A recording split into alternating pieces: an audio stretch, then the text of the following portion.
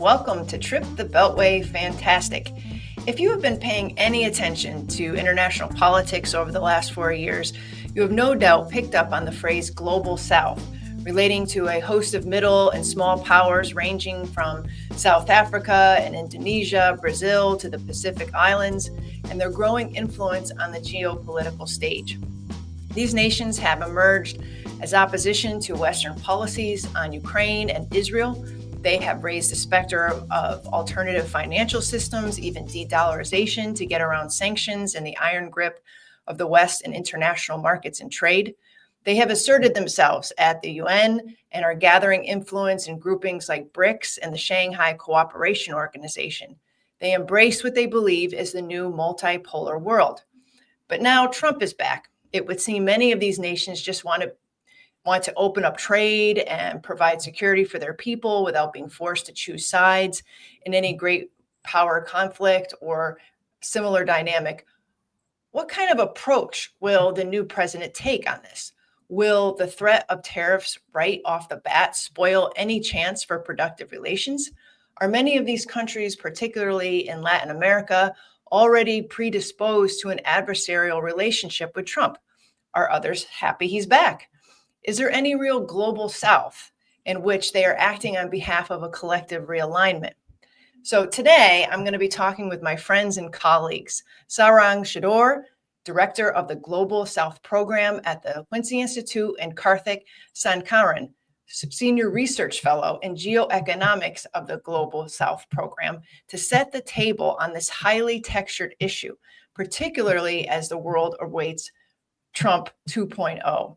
So thanks, guys, for joining me on Trip the Beltway Fantastic today. Great to be here, Kelly. Oh, yeah, absolutely. So we got a lot to dig into, but I think it's important that we provide some contours here on the subject matter. What is the Global South? Now, one might think it is a more modern, appropriate term for third world or developing countries, but I suspect this is an altogether different situation.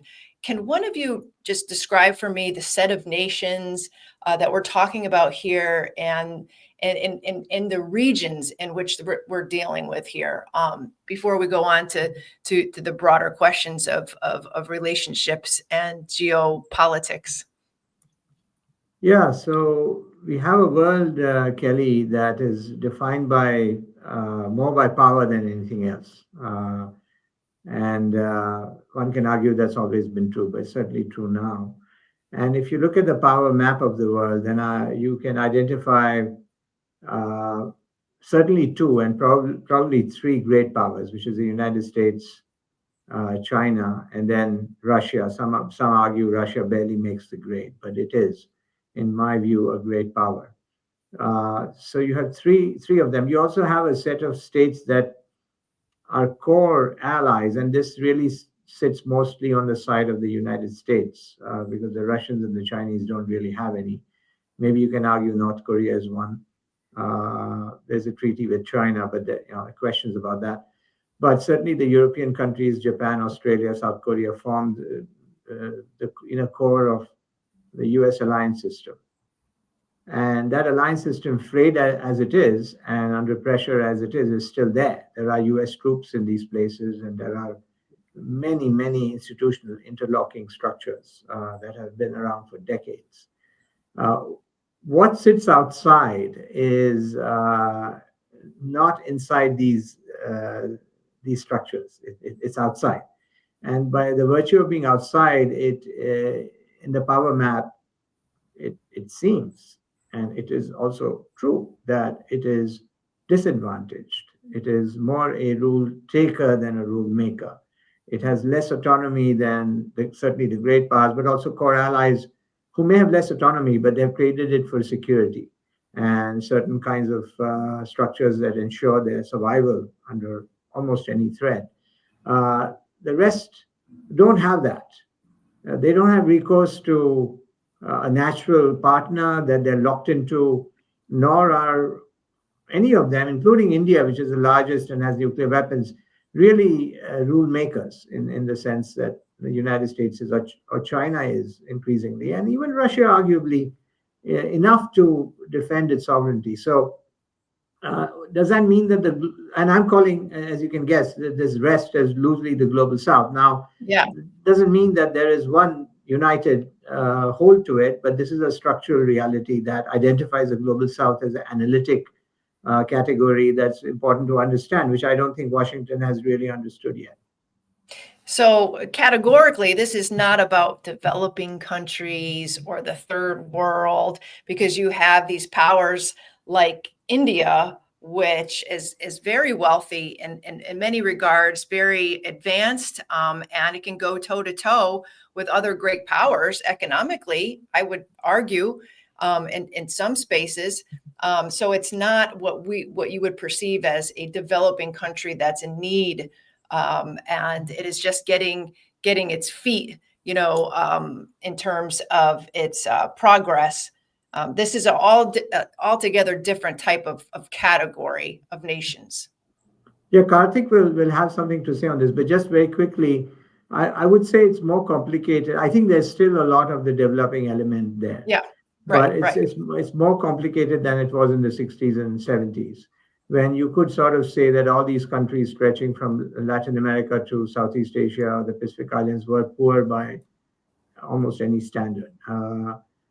And now that's not true entirely. It's still quite a bit true in Africa. Certainly, it's true. And in many other, even India has a very large number of very poor people, and its per capita numbers are actually quite low. But Right, right. the fact is, you're absolutely right that there is a more complicated picture. There's a broader spectrum. But I'll stop here. Probably Karthik has lots to say. Did you want to add to that, Karthik? Yeah, I mean, I think they may not be developing countries in the way that we thought of them in the 1960s, and they were called LDCs, less developed countries, which then, one of the part of this is just watching the nomenclature morph over time. But even so, I think what does draw a lot of these countries together is that development in terms of economic growth, increase in per capita income is really what they want, probably more than anything else. That's the way in which that's what they have seen happen, and they've seen it happen in China, and many of these countries say, okay, we want that for ourselves too. And the interesting thing here is that compared with the past, if you think of the old Cold War, they were seen as kind of different pathways to develop. You could develop the socialist way, you could develop the capitalist way, and so on. I think these countries most of them are much less fixated on ideology and more than just, we want to do what works. We want to do what works for our people for our country to get richer, and for our people to enjoy, to enjoy better lives. So there's less of an ideological contest about economics or economic systems per se. There might be contests about other things, rule-based order, whatever word you want to put, however you want to define that. But I think what does unite them is this sense that we want to develop, and we're not very dogmatic about what economic system allows that. We just want it to happen, and we want you to allow it to happen. Yeah, and if I could just add, in fact, if anything, a formally developing country perhaps led the way in this. And you can argue Japan, but Japan was industrialized before World War II. Singapore's model of development was arguably the model for China, which has now become, as Karthik said, sort of a model for many countries. At least they want to have what China has, even if they don't exactly want to have the same political system. Yeah, which all tells me that we can't have relationships, or we can't have a sort of cookie cutter formula for how to deal with or engage, rather, with each of these countries. And which leads to my next question. And I know we're going to talk about Trump in a minute or two, but I'd like to talk about the last 4 years, and this idea that you can't broad brush every country in the global South. But there did seem to be some restiveness among the leaders of these global South countries in regards to Western policies. particularly on Ukraine and Israel, two major conflicts that absorbed a lot of U.S. resources and energy over the last few years. Countries like South Africa have chafed against sanctions that were imposed against Moscow, and in regards to Israel, have led charges on genocide in the International Criminal Court. Can you talk a little bit? And I know, Sarang, you have been charting and monitoring the reactions of these countries to some of these bigger developments. Can you tell me about how the global South has asserted itself in these world events and what that might mean? Yeah. So just a minute on what you said at the beginning of this, which is you can't have a cookie cutter policy towards these countries. That's absolutely right, because they're very diverse, and what may be a policy for Ecuador may not, of course, be the policy for Malaysia. But there are two structural realities, because the way I described the structure of the international system, two structural realities stand out that actually create a framework for the global South. One is, as Karthik said, they want to develop. They feel like they are not, we all have economic, every citizenry wants a better life. And we in the United States, that's a big election issue always. But in the global South, there's an acute sense that there is a very substantial gap from what is sort of seen through TV and social media as just normal for people in wealthy countries. So there's a very strong desire to catch up with that world. So that's the economic side. But the other side is geopolitical. Almost all of these countries, with very few exceptions, are fundamentally non-aligned or multi-aligned, depending on how you frame it. That is not just a random choice. This comes out of the structure. That doesn't happen in Europe. That is not true in Japan. That's not true in North Korea as well.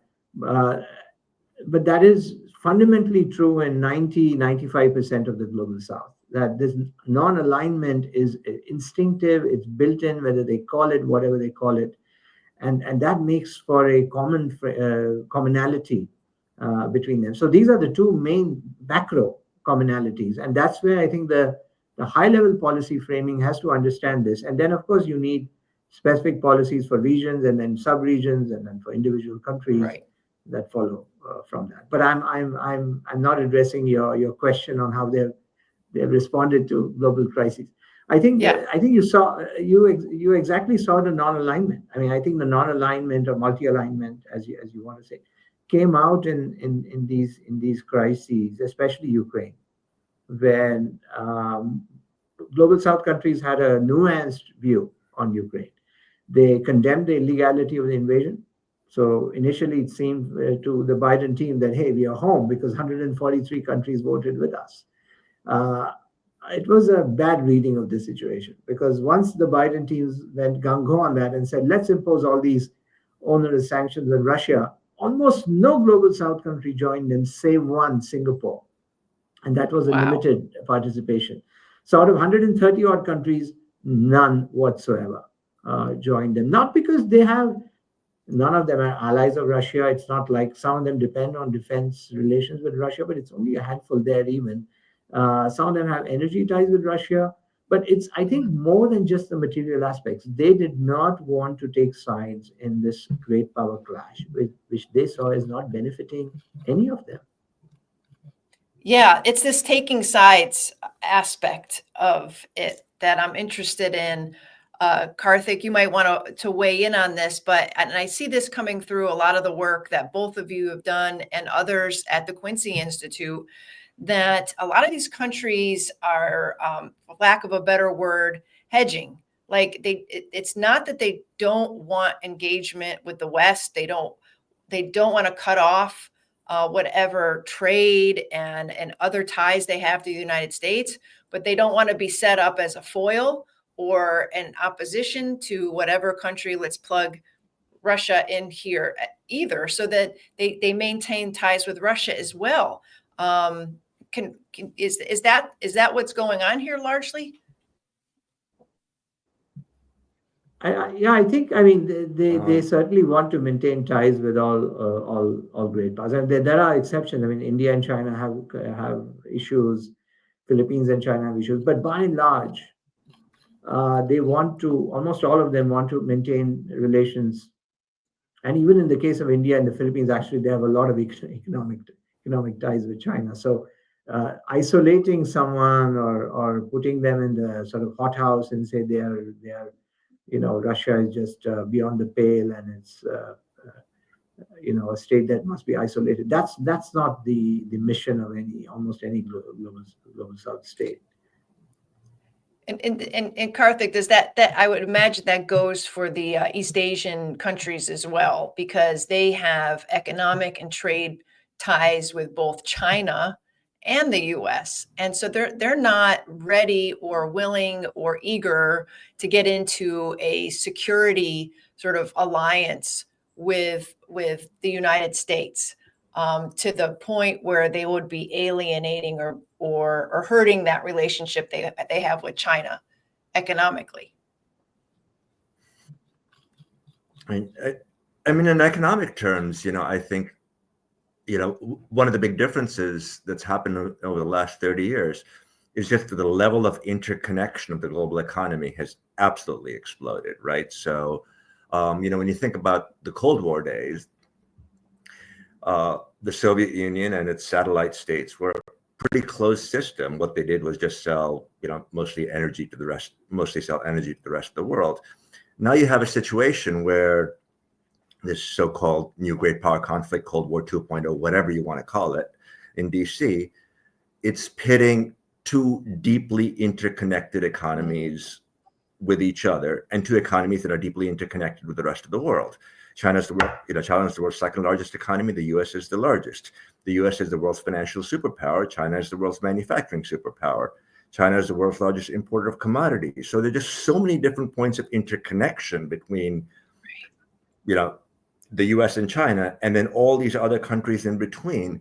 So coming up with some kind of "you are either with us or against us" framing, once again, kind of the infamous framing from the Second Iraq War, is something that really doesn't sit well with countries in the middle at all, because they're saying, why should we have to choose sides on global issues? Clearly, we might have some beefs with China because they're exporting too much. They're dumping stuff over here.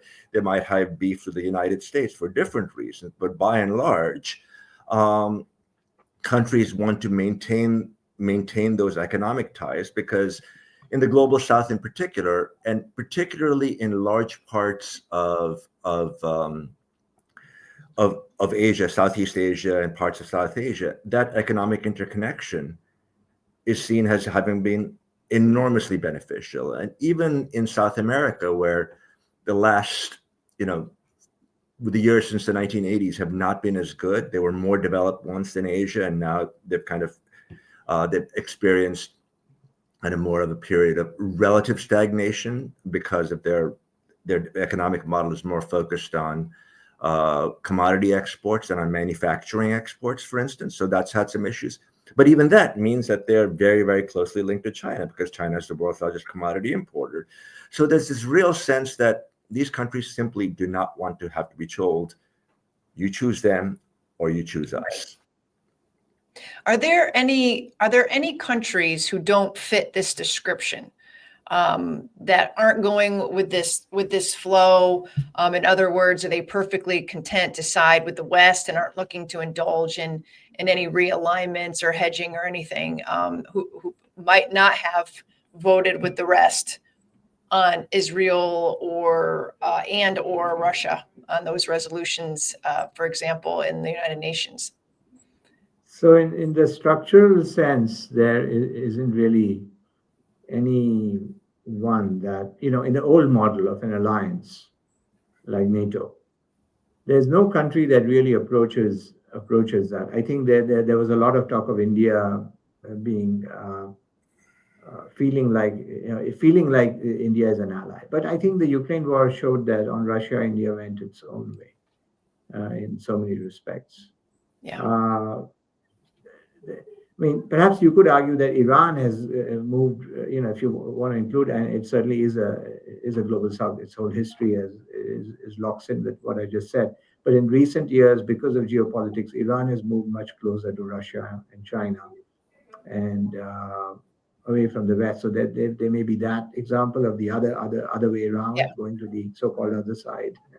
But I mean, there's no significant state I can think of that is approaching the status of a de facto ally, never mind a formal ally, which is not going to happen. Well, let's talk about BRICS for a second.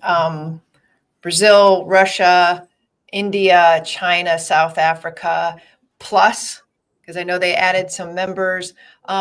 Can either of you tell me a little bit about this organization for people who are listening that aren't familiar with it?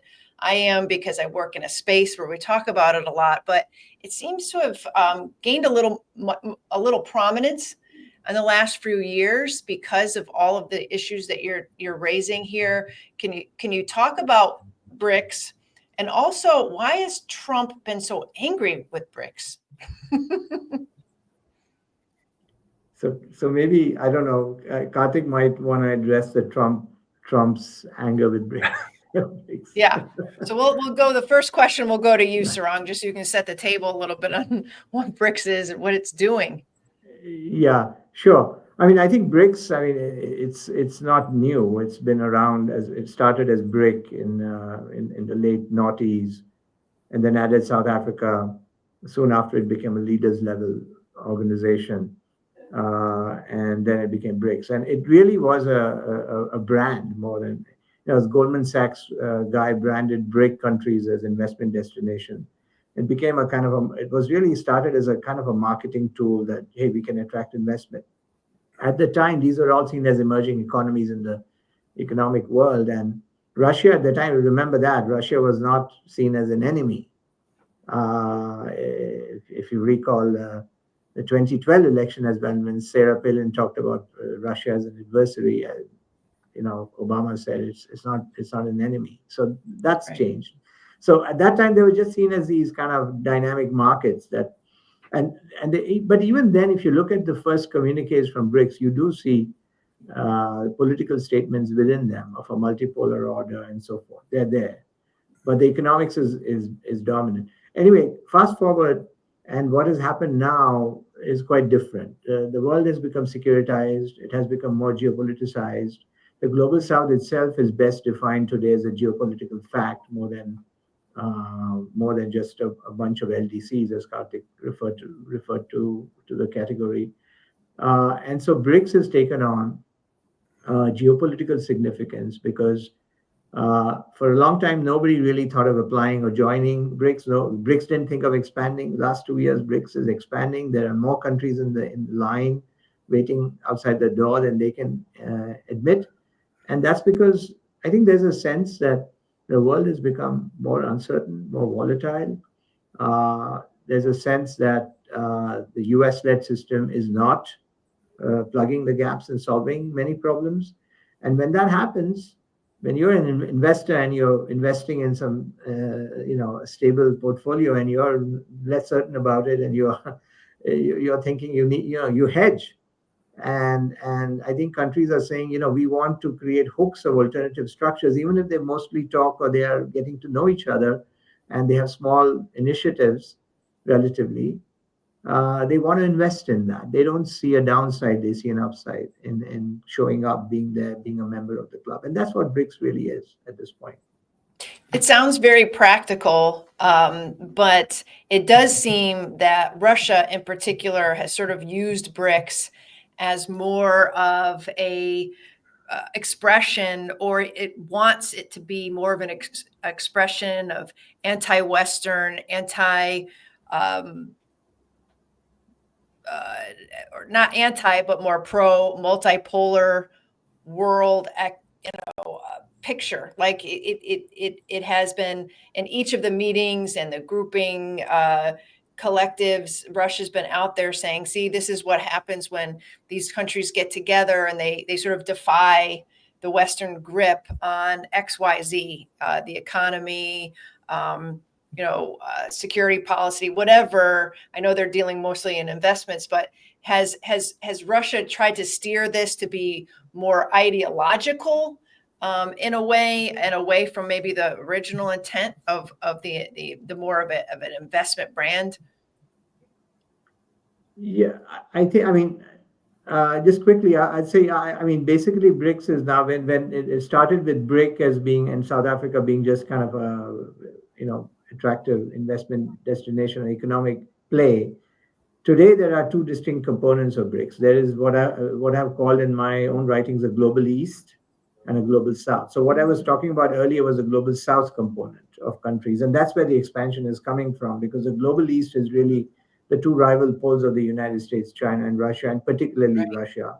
You're absolutely right. Russia, in particular, sees BRICS as a way to checkmate the West, to constrain the West as a force multiplier. China, to some extent, as well. Although they are keeping their powder dry, they want to keep their relationships with the West and dialogues going, of course. The global South countries have a different agenda. They are not interested in trying to constrain or defeat the West geopolitically through BRICS. They are just trying to insure themselves, more an insurance policy. And you're putting your 5% of your savings in something just as a hedge, and that's what they're doing. They're not interested in burning bridges with the US. Most of them maintain very active efforts to deepen ties with the United States, even as they are opening up this other ledger to an extent. Yeah. I mean, India, for instance, is part of a security grouping, in fact, that involves the U.S., right? It's part of the Quad. That's India, Japan, Right. Australia. So, I think part of this is, this idea of variable geometry in different contexts. Countries will just put themselves in different alliances based on what they think of as their interest at the time.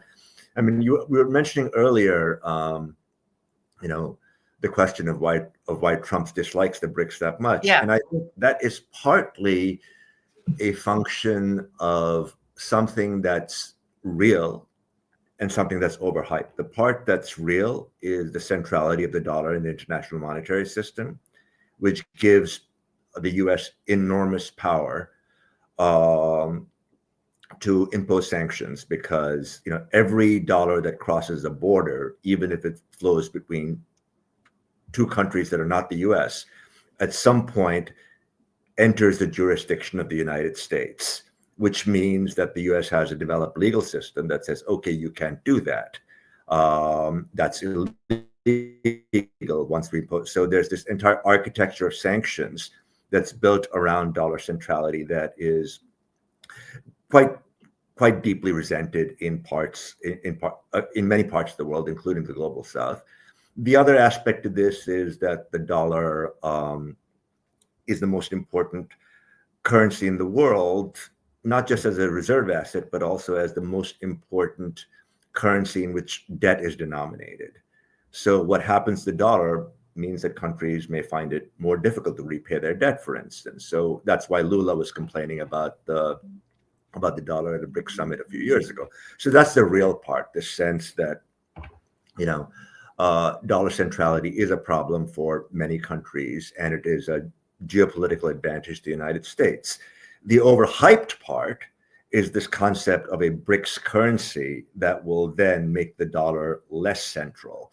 And that keeps on getting headlines. People keep talking about it. And Trump very, very early on said, we're going to make sure that our dollar remain. He threatens sanctions on anybody that used the currency like the BRICS dollar, and like the BRICS currency. And the thing is, the BRICS currency is it's not a real currency. It's unlikely to happen, because one of the things that a currency it's an idea. It's an idea. A currency needs a common central bank. I cannot imagine these countries getting together to have a common central bank. There are just all these different issues. The other point I would make is that there have been some improvements in terms of countries using non-dollar currencies to trade. That was going to be my next question. Yeah. Which you can do, because if it's only trade, then you can, trade in rupees or rubles. Then what the side that has a surplus will have an excess of the other currency, and you can figure out what to do with it. That's not really a huge problem. The big problem comes with the fact that there's no currency that's really equipped to replace the dollar in the other function of global finance, which is borrowing and lending money. And the only currency that's even remotely close to this is the euro, which has this entire architecture. It has a common central bank. It doesn't issue a lot of joint European debt, but there is some. And the European Central Bank will step up behind German debt, French debt, Italian debt. It's a complicated process. But all this makes the euro a real currency. And what I call the euro the Avis to the dollar's Hertz. But there's no one else that's a thrift or a budget or anything,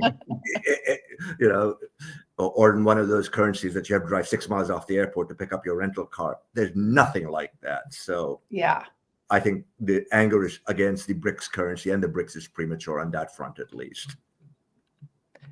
Okay, well, we're running a little bit out of time, and I kind of wanted to stay on Trump for a second or two. He's the deal man. He seems far less interested in the human rights aspects of development and security in the global South. I don't think he pretends otherwise. So what kind of relationship would leaders want to have, if they could, with the new administration in this space, in the global South? And more importantly, what kind of relationship would be productive, not only for Trump and the United States and the leaders of these countries, but for the people of the countries, which continue in many cases to be extremely poor and politically and socially repressed? Like, what would the ideal relationship building be under a new Trump administration? I'd like both of you to answer that. Karthik, you want to take a shot?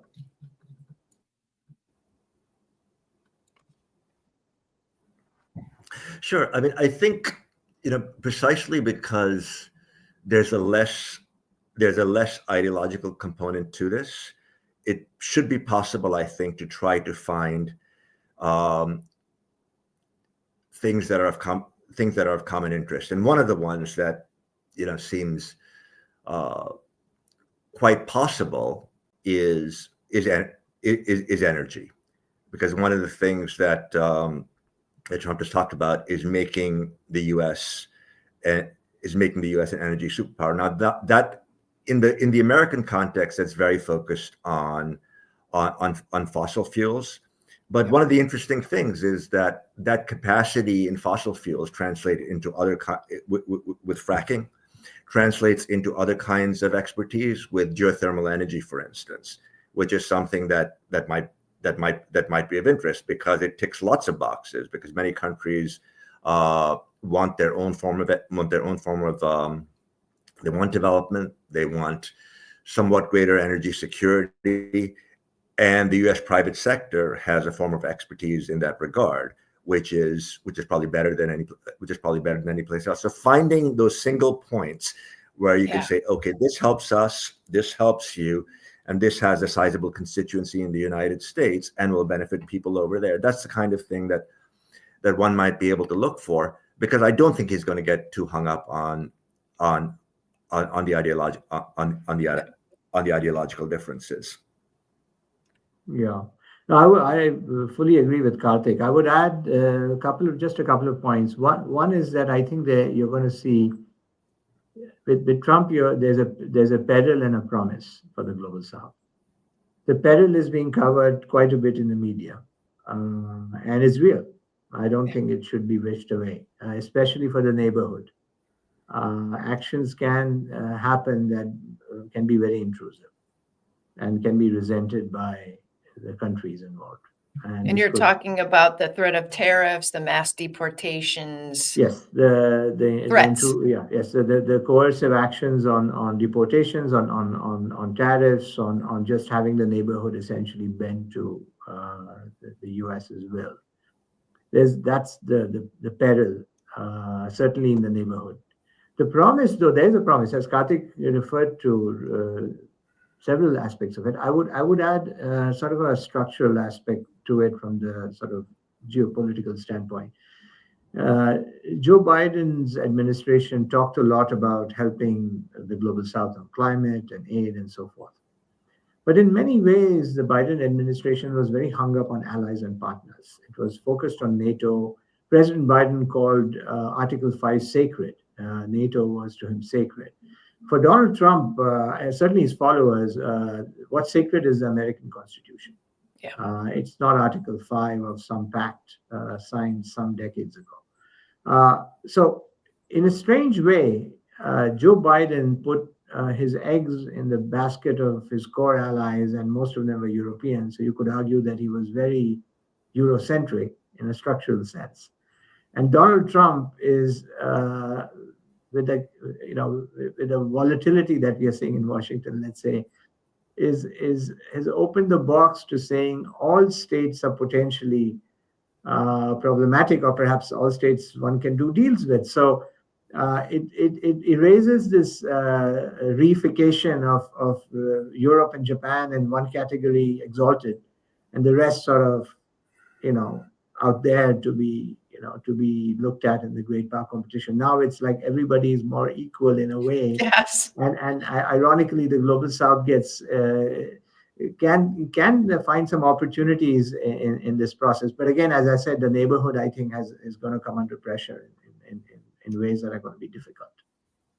Well, the good thing is that your program, the Global South program, is going to be all over this, I would imagine, and with the right lens, because you're not looking at it specifically through human rights or development or lending, but also economics, investment, and also on a case-by-case basis.